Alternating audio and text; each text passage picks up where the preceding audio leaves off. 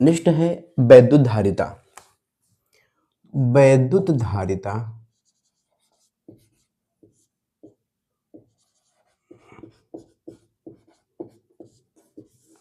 को हम लोग सी से दिखाते हैं।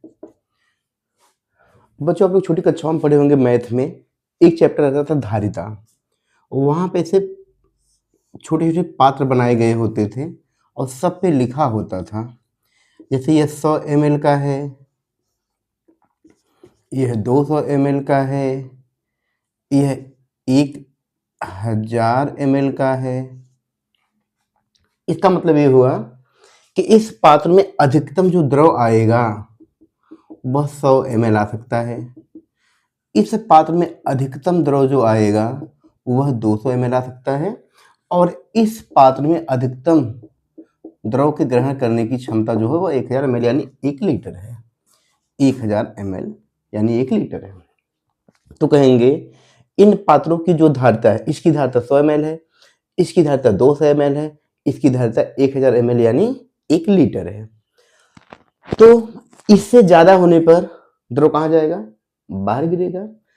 ठीक इसी प्रकार से वैद्युत धारिता है। वैद्युत का मतलब होता है आवेश, अर्थात हम आवेश किसी चालक को ही देंगे, क्योंकि आवेश का संचय या आवेश को ग्रहण चालक ही कर सकता है, अचालक तो कर नहीं पाएगा।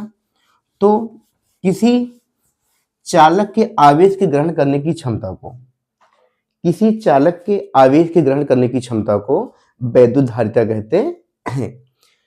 वैद्युत धारिता को सी से दिखाते हैं। यह Q और V के अनुपात के बराबर होता है, अर्थात किसी चालक को दिया गया आवेश और उस आवेश के कारण उसमें होने वाले विभव के अनुपात को वैद्युत धारिता कहते हैं। मात्रा होगा कूलाम बटे वोल्ट, कूलाम बटे वोल्ट को हम लोग फैराड कहते हैं। यह आवेश का बड़ा मात्रक होता है फैराड। अगला है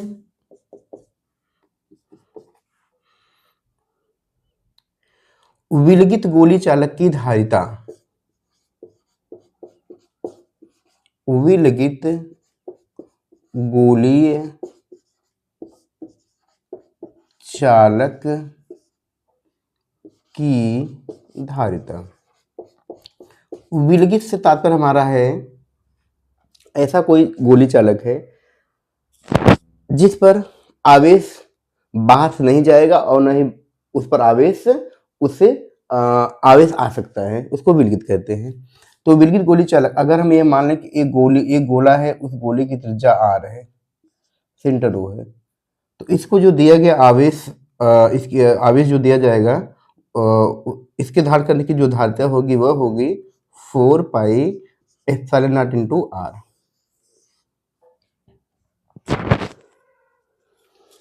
नेक्स्ट है आवेशित चालकों की, आवेशित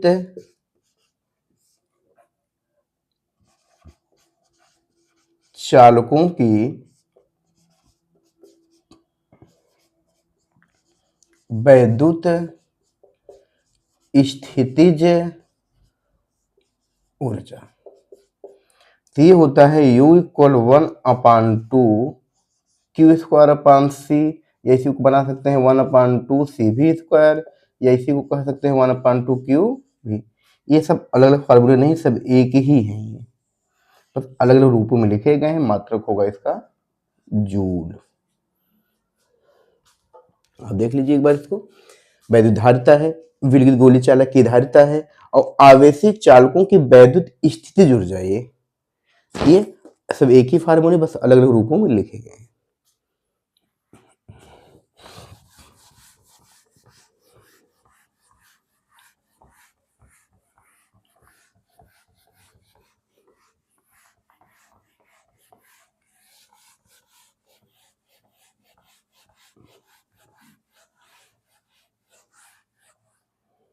नेक्स्ट है संधारित्र।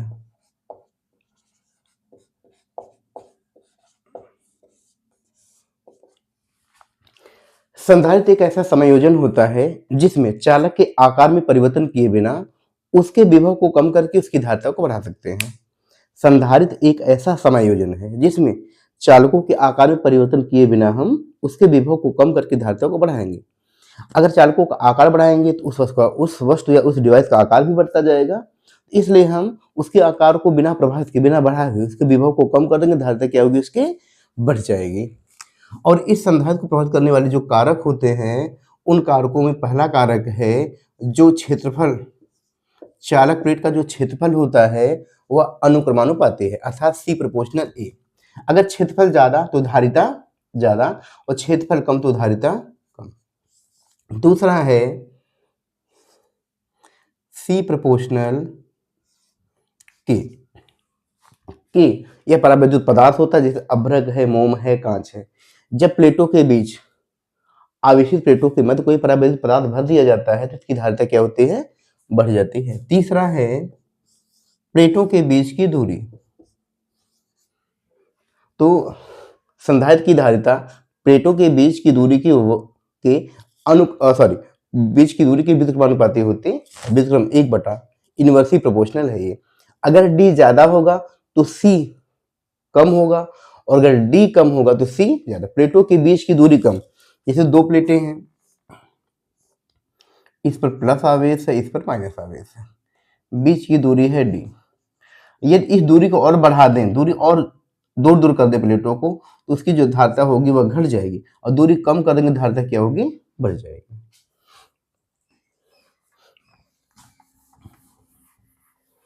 मोस्ट इंपॉर्टेंट वह है समांतर प्लेट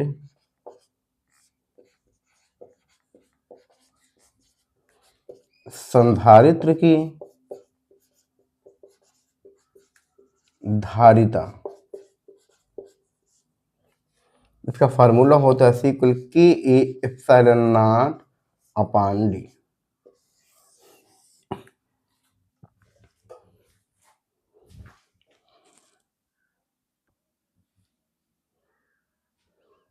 नेक्स्ट है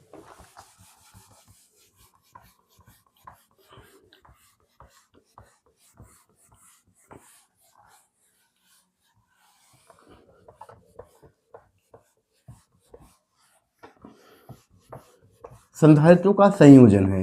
संधारित्रों को हम दो प्रकार से संयोजित करते हैं मुख्य रूप से। पहला श्रेणी क्रम संयोजन, श्रेणी क्रम संयोजन, सीरीज कॉम्बिनेशन जिसको कहते हैं। मान लेते हैं कई संधारित्र हैं, जैसे 3 संधारित्र है, C1, C2 और C3। यह C1 है, यह C2, यह C3। इनको श्रेणी क्रम में जोड़ा गया है। तो तुल्य धारिता होगी 1/C = 1/C1 + 1/C2 + 1/C। और समांतर क्रम में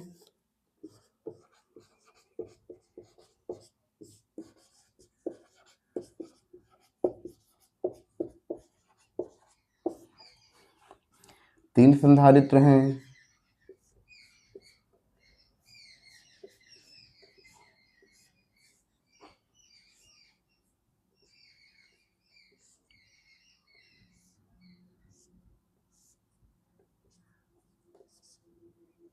C1, ये है C2, ये C3। तो तुल्य धारिता होगी C = C1 + C2 + C3। जबकि श्रेणी क्रम में इसका उल्टा होता है, जबकि प्रतिरोधों में इसका उल्टा है। प्रतिरोध R, ये श्रेणी क्रम में होगा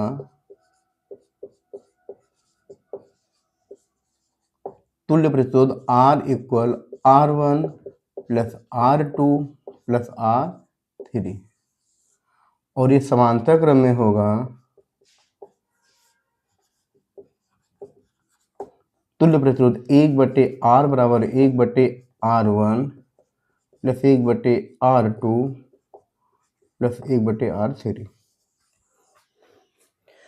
तो श्रेणी क्रम संयोजन में संधारित्रों में ये 1/C = 1/C1 + 1/C2 + 1/C3। जबकि सीरीज कॉम्बिनेशन में ही जो रेजिस्टेंस होते हैं उसका होता है R1 + R2 + R3। और समांतर क्रम संयोजन में तुल्य धारिता C1 + C2 + C3, और प्रतिरोधों का होता है 1/R = 1/R1 + 1/R2 + 1/R3। तो इस प्रकार से इस टॉपिक के महत्वपूर्ण प्रश्न समाप्त हुए।